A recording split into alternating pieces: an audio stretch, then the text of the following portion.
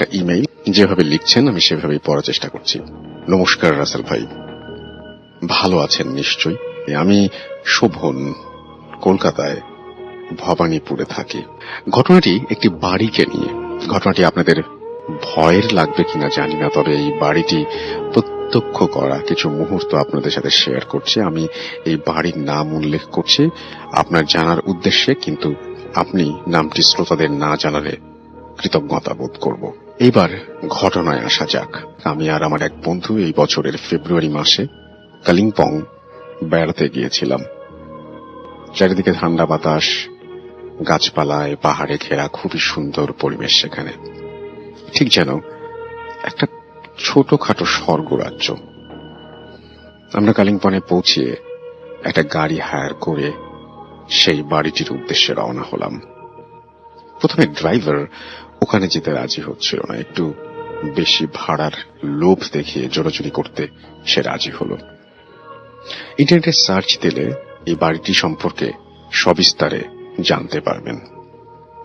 প্রথমে ড্রাইভার দুপুর 2:17 নাগাদ আমরা ওখানে পৌঁছালাম। বাড়িটি অনেক বড় আর পুরনো। বাড়িটার দেয়ালে বেশ কিছু জায়গা বটগাছায় ঢেকে গেছে। মেইন গেট থেকে বাড়ির ভেতরে যাওয়ার জন্য ছোট একটা রাস্তা, রাস্তার দুপাশে ছোট ছোট গাছ লাগানো, আর তার পাশে ফাঁকা জায়গায় ছোট গার্ডেনের মতো।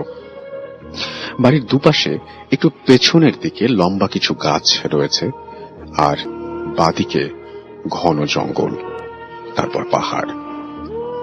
আমরা বাড়িতে প্রবেশ করলাম। ভেতরটা কাঠের, সব আশপাশ আসবাবপত্র কিছু ছবি দিয়ে খুবই সুন্দরভাবে সাজানো।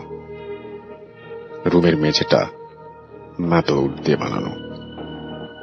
তবে হোটেল হলেও সেখানে তেমন মানুষজন চোখে পড়ছিল না। বাড়িতে ঢুকে রিসেপশনে কিছু সময় ম্যানেজারের সাথে কথা বলে রুমের দিকে চলে গেলাম। আমাদের থাকার জন্য দোতলায় ডান দিকে প্রথম ঘরটি খুলে দেয়া হলো। ঘরটি বেশ বড় ও সুন্দর। আসলে ইংরেজিদের তৈরি বাড়ি সুন্দরই হয়ে থাকে।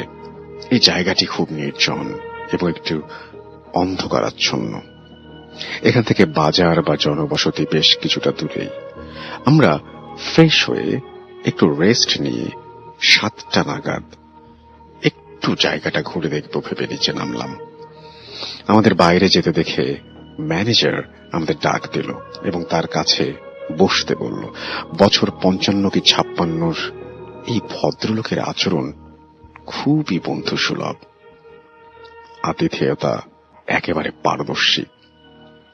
আমরা অনেক সময় তার সাথে বসে আড্ডা দিলাম।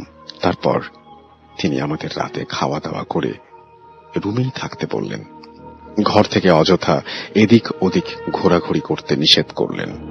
আবারও বলেন যে দরজার বাইরে যদি কোনো ধরনের শব্দ হয় তাহলে সেটা ওয়েট করতে, যদি কোনো প্রবলেম হয় তাহলে তাকে কল করতে, উনি না আসা পর্যন্ত যেন দরজা না খোলা হয়।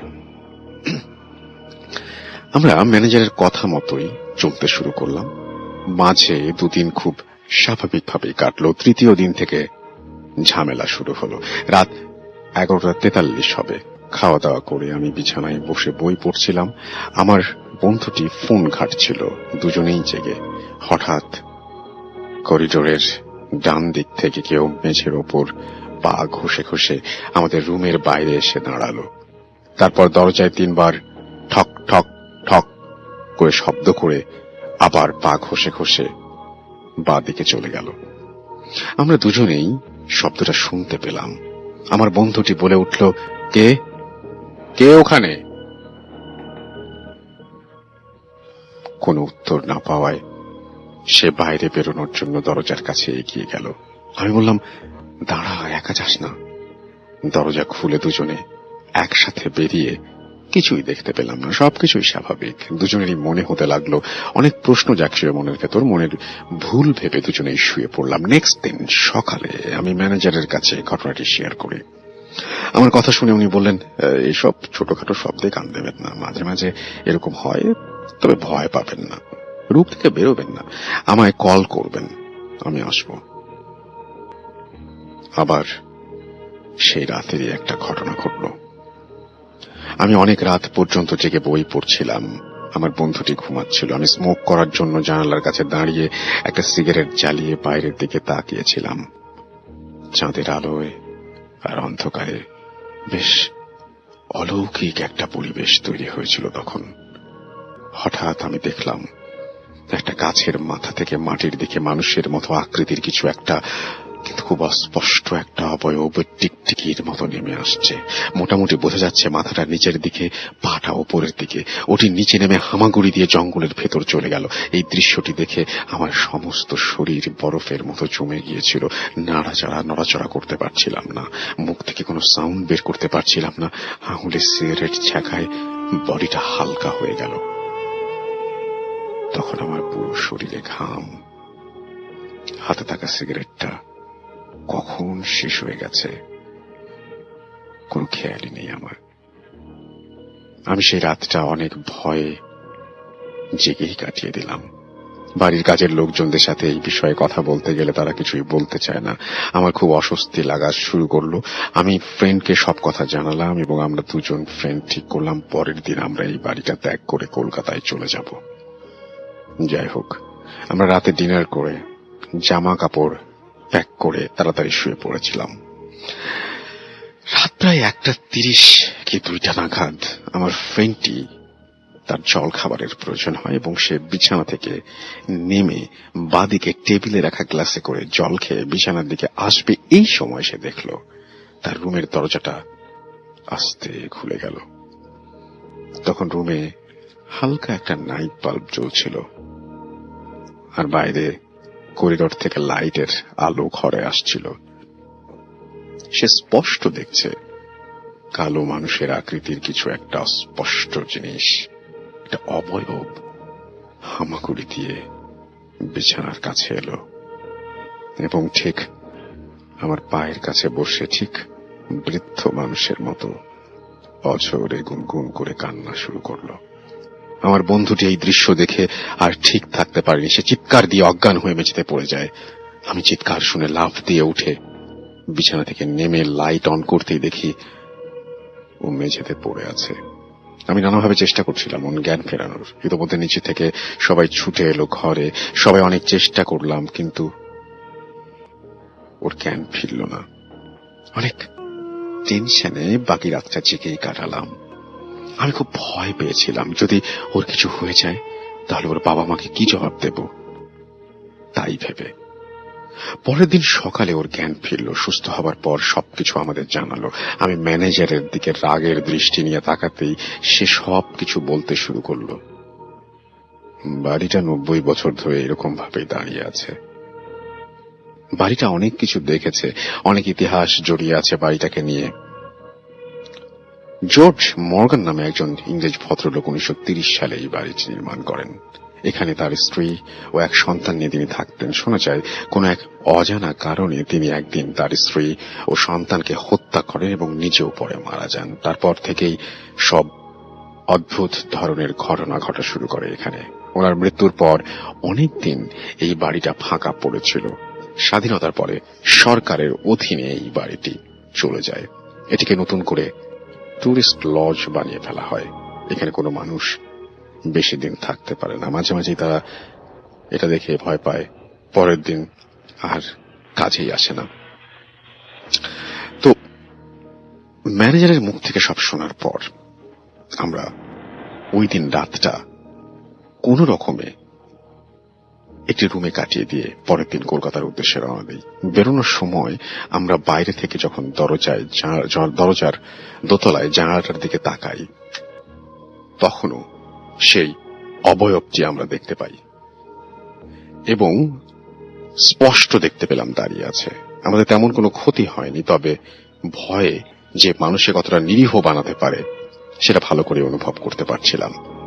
আপনি একবার কল্পনা করে দেখুন, রাতে হঠাৎ করে ঘুম ভেঙে গেছে, উঠে আমার বন্ধুটির পায়ের কাছে খুব অস্বাভাবিক কিছু আপনি দেখতে পেলেন, কি করবেন? ঘটনাটি ভালো লাগলে পড়ে শোনাবেন, খুশি হব। তো এই ছিল ঘটনা। আশা করছি আপনাদের ভালো লেগেছে।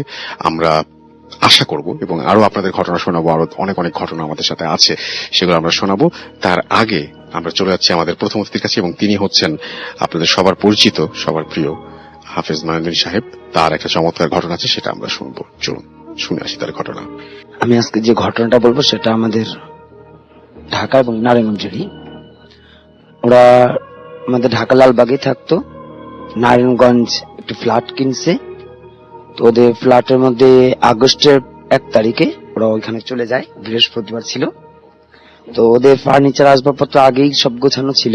তারপর যেদিন এখান থেকে গেল ঢাকা থেকে, সেখানে কিছু কাজ ছিল তারা গোছানোর জন্য, তো গোছাইতেছিল। তো বিশেষভাবে তারা সন্ধ্যা দিকে একটা উপলব্ধি করতে পারে সেই বাড়িতে, তারা যে ফ্ল্যাটটা কিনেছে 7 তলায়, ওইখানে সন্ধ্যার পরে দিয়ে আগরবাতির একটি খুব সুঘ্রাণ চলতেছিল। যখন এই আগরবাতির খুশবুটা তাদের ঘরে আসতেছিল, তখন তাদের ঘরে একটি ছেলে ছিল, একটি সন্তান, ক্লাস 9-এ পড়ে, অন্তু। এবং ওই ঘরের মধ্যে এই অন্তু এবং তার মা এবং তার আরো কিছু যে আত্মীয় স্বজনরা ছিল, কিছু কিছু মানুষের মাথা ব্যথা ধরে যায়, প্রচন্ড মাথা ব্যথা করতে থাকে। তখন তার মা তার সন্তানকে, ছেলেকে বলতেছে, অন্তু দেখো তো আগরবাতি কে জ্বালাইতেছে, যেটা একটু বলে দাও, যে আমাদের একটু সমস্যা হইতেছে, যেন কাজটা না করে। তো অন্তু বের হয়ে তালাশ করতে লাগলো যে আগরবাতিটা খুশবুটা বা কোথা থেকে আসতেছে, যাই এই সমস্যাগুলো তাদের জন্য হইতেছে। ও খুঁজতে খুঁজতে যখন 5 তলাতে গেল, তো একটি ফ্ল্যাটের দরজাটা ছিল ফাঁকা, সেই ফ্ল্যাটটা পুরোই খালি ছিল, ওই ফ্ল্যাটটা পুরো খালি ছিল। কিন্তু অন্তু যা গিয়ে দেখতে পেল যে ফ্ল্যাটের দরজাটা একটু ফাঁকা ছিল, সেখানে একটি মৃত ব্যক্তির লাশ এইভাবে লম্বা হয়ে শুয়েছিল, এবং সেই লাশের পাশে আগরবাতিটা জ্বলতেছে। তো অন্তু ভাবছে যে বাড়ি ফ্ল্যাটে কোনো মানুষ মারা গেছে। তখন সে দৌড়ে গিয়ে তার মাকে বলল, মা 5 তলা কেউ হয়তো মারা গেছে, সেখান থেকে আগরবাতি জ্বলতেছে। তখন অন্তুর মা বলল, ঠিক আছে, দরজা বন্ধ করে দাও, আর যাওয়া লাগবে না। তো ঘটনা রীতিছে, যখন রাত্রিবেলা তাদের সমস্ত সব কাজ শেষ করে ওরা খাওয়া দাওয়া করে যখন ঘুমাতে যাবে, সবাই যার যার রুমে, অন্তু উনি রাত্রিবেলায় মোবাইলটা নিয়ে একটু ব্যস্ত ছিল, ফেসবুক বা ইন্টারনেট চালাইতেছিল, ও একাকি ওনার রুমের মধ্যে। ওই সময়তে এই অন্তুর নাম ধরে তাকে ডাকা হয়। অন্তু বলতেছিল যে আমি যখন ঘরে বসে একাকি ছিলাম আমার বেডরুমে, কে যেন আমার পিছন থেকে বলতেছে, অন্তু কাছে আসো। তখন অন্তু এই বিষয়টাকে খুব ভয় পায়, এবং যখন পিছনে তাকালো, ও দেখলো যে ওর পেছনে ওর মা সাদা কাপড় পরিত ওকেই ডাকতেছে। তো অন্তু অবাক, জাম্মু সাদা কাপড় পরে আছে, এবং ও দৌড়ে গিয়ে তার মার বেডরুমে গেল। যখন ওর মাকে জিজ্ঞেস করলো, মা তুমি কি আমাকে ডাকছো? বলছেন না তো, আমরা তো ঘুমাইতেছিলাম। বলতেছে আমি সাদা কাপড় পরিত এরকম এরকম আমাকে ডাক শুনতে পেলাম। ও আবার তার বেডরুমে আসলো, সে আবার সে একই ডাক, অন্তু চলে আসো। তখন ও খুব ভয় পাইল এবং প্রচন্ড তার জ্বর চলে আসলো। ওর মা বাবা তাকে দেখতে আসলো।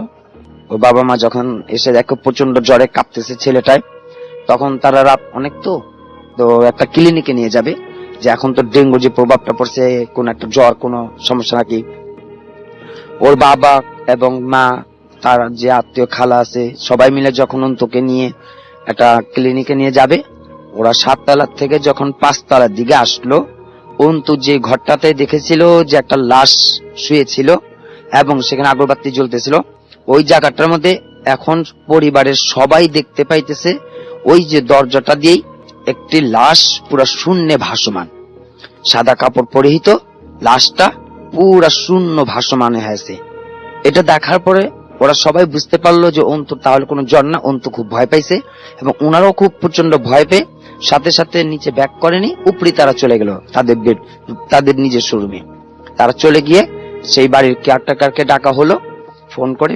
তারপর কেয়ারটেকার আসলো, এসে বলতেছে, জি আপনারা এটা ভয় পাবেন না, 5 তলার যে ফ্ল্যাটটা এখনো খালি বিক্রি হয়নি এবং 3 তলার আরেকটা ফ্ল্যাট খালি আছে, এই 2টা ফ্ল্যাটে এই বাড়িতে একটু সমস্যা আছে, আপনারা এগুলো ভয় পাবেন না।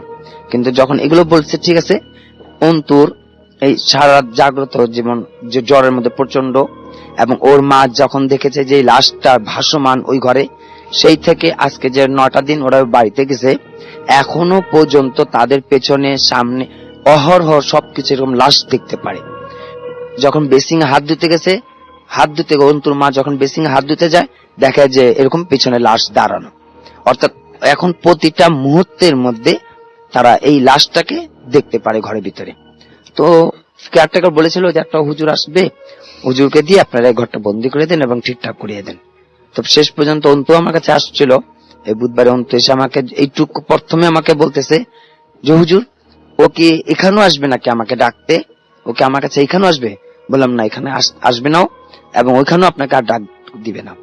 তো অন্তু আমাকে বলতেছিল যে আমি এখনো সেই লাশ আমার বেডরুমে যখন আমি ঘুমাতে চাই তখনও সেই লাশ আমাকে এক নাম ধরে ডাকতে থাকে, অন্তু আমার কাছে আসো।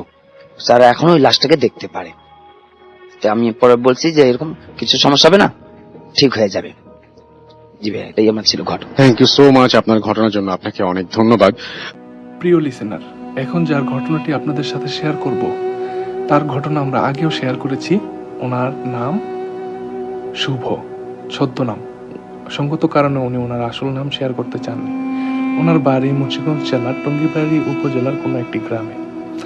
আজকে উনি যে ঘটনাটি পাঠিয়েছেন, এই ঘটনাটি ওনার নিজেই প্রত্যক্ষ করা একটি ঘটনা। এই ঘটনাটি ঘটে শীতকালে।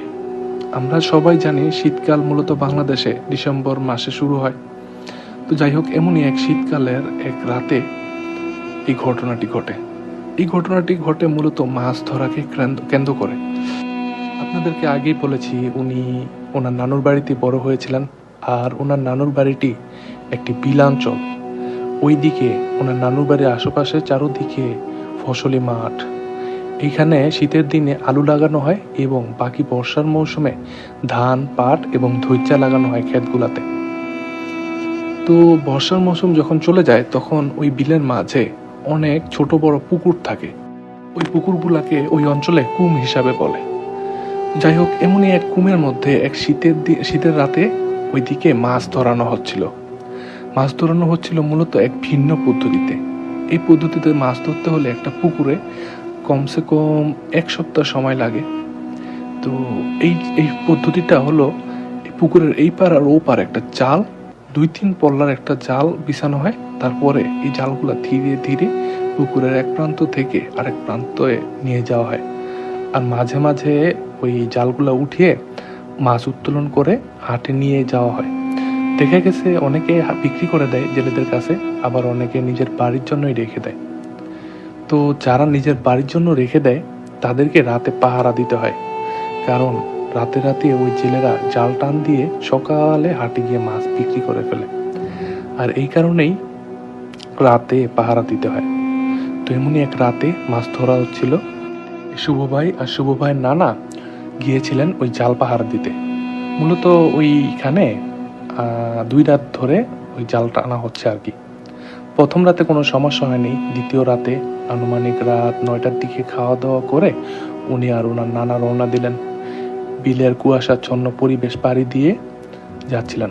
আরেকটা কথা বলে রাখি, ওইখানে যেখানে মাছ ধরা হচ্ছিল ওইখানে একটা ব্রিজ আছে এবং ওইটা একটা মহাসড়ক বলা যায়। ওই সড়ক দিয়ে বাংলাদেশের যে কোনো প্রান্তিক গাড়ি যাতায়াত করে আর কি।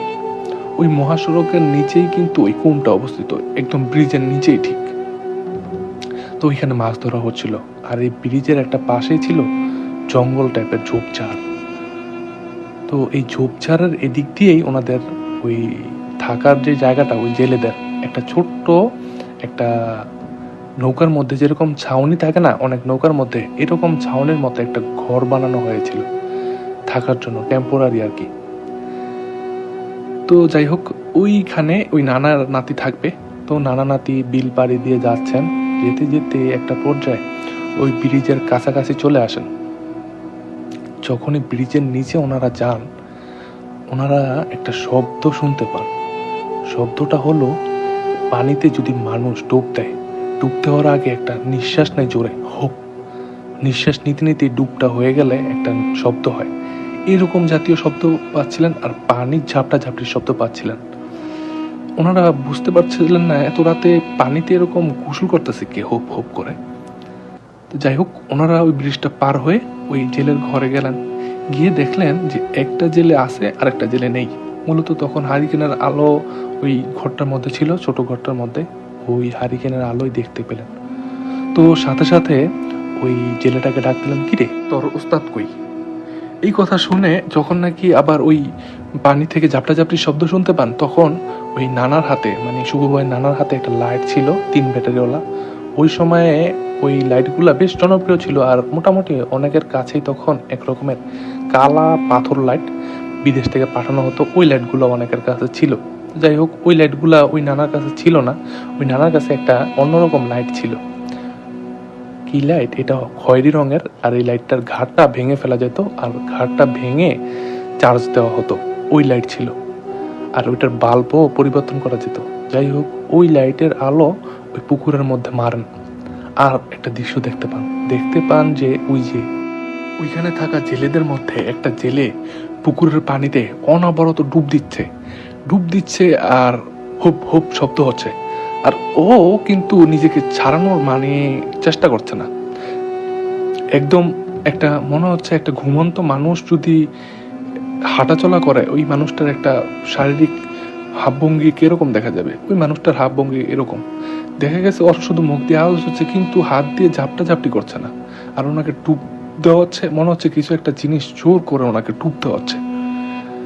এই দৃশ্য দেখে ওই যে সাথে থাকা আরেকটা ছেলে, ও কি করে, ওই পুকুরের মধ্যে লাফ দিয়ে নেমে পড়ে সাঁতরে গিয়ে ওনাকে তুলে আনা হয়। মূলত উনি ওনার বুক ফুটিয়ে পানির কাছাকাছি চলে গিয়েছিলেন। এরকম একটা দূরত্বে উনি সাঁতরে গিয়ে ওনাকে টেনে তুলে আনার পর যখনই উনি ওনাকে স্পর্শ করেন, তখনই নাকি ওনার আর কোনো স্মৃতিশক্তি নাই, মানে উনি হয়তো তখনই বেহুশ হয়ে গেছেন। যাই হোক, অনেক কষ্টে ওনাকে পাড়ে তুলে নিয়ে আসলেন। পাড়ে নিয়ে আসার পর ওই রাতে ওনাকে সেবা সুস্থ করে বিশ্রাম নেওয়ার জন্য শুয়ে রাখা হয়। ওইখানে 2টা ঘর ছিল, আর একটা ঘরে জেলেরা থাকতো, আর একটা ঘরে ওই নানা নাতি থাকতো আর কি। তো নানা নাতি ওই ঘরে গিয়ে শুয়ে পড়লেন। কিছুক্ষণ পরে হঠাৎ চিল্লাচিল্লির শব্দ পেয়ে নানা নাতি ওই ঘরে গিয়ে দেখেন যে জেলেটা পানিতে চুবানি খাচ্ছিল, ওই জেলেটাকে আরেকটা জেলে টেনে ধরে রাখার চেষ্টা করছেন। আর ওই জেলেটা কিছুতেই ওইখানে থাকতে চাচ্ছেন না। উনি তো অকথ্য ভাষায় ওনাকে গালাগালি করছে, আর ওনাকে ঝাপটি করছে ছুটে যাওয়ার জন্য। তখন গিয়ে ওই নানা নাতি ওনাকে শক্ত করে ধরে, খুব কষ্টে ওনাকে মানে শান্ত করানো হয়। শান্ত হয় না, মূলত উনি উল্টাপাল্টা গালিগালাজ করতে থাকেন, উল্টাপাল্টা কথা বলতে থাকেন, যে বলে, ছাড় আমারে ছাড়, পরে আজকে মাইরা ফেলাম, কত বড় সাহস, ওই আমার শরীরে পেশাব করে, পরে আজকে আমি শেষ করে দেব। এই কথা বলতে থাকে ওই জেলেটা। একটা পর্যায়ে এরকম করতে করতে কি হয়, এরকম তার কতক্ষণ সহ্য করা যায়।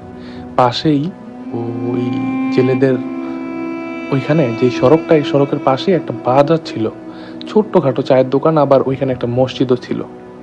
তো ওই মসজিদের ইমাম সাহেবের কাছে ওনাকে নিয়ে যাওয়া হয় ওই রাতে। মসজিদের ইমাম সাহেব ওনাকে দেখেই বুঝে ফেলে যে এটা কোনো স্বাভাবিক বিষয় না। তো ইমাম সাহেব মূলত ওনার জানা কিছু দোয়া দুরূদ হয়তো পাঠ করছিলেন। দোয়া দুরূদ পাঠ করে ওনাকে ঝাড়ফুঁক করলেন এবং কিছু পানি পড়া দিলেন। এরপরে গিয়ে ওনার অবস্থা স্বাভাবিক হয়। যখন স্বাভাবিক হয়, তখন আর ওই রাতে ওনাকে কোনো কিছু জিজ্ঞেস করা হয় নাই। ওই রাতে গিয়ে সবাই ঘুমায় পড়েন। পরের দিন সকালবেলা যখন ওনার ঘুম ভাঙে, সবাই জিজ্ঞেস করে যে কি হয়েছিল, তোর এই অবস্থা হইলো কেন রাতে?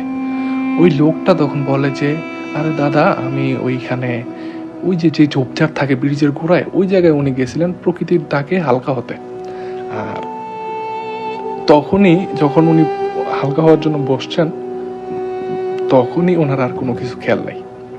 আল্লাহর কি রহম, ওই সময় আবার মানে ওই জিনটা যেটা ওনাকে নিয়ে পানিতে চুবানি দিচ্ছিলেন, তখনই এই শুভ ভাই আর ওনার নানা বাড়ি থেকে খাওয়া দাওয়া শেষ করে ওইখানে আসছিলেন। আর এসেই দেখতে পান ওনাকে পানিতে চুবানো হচ্ছে।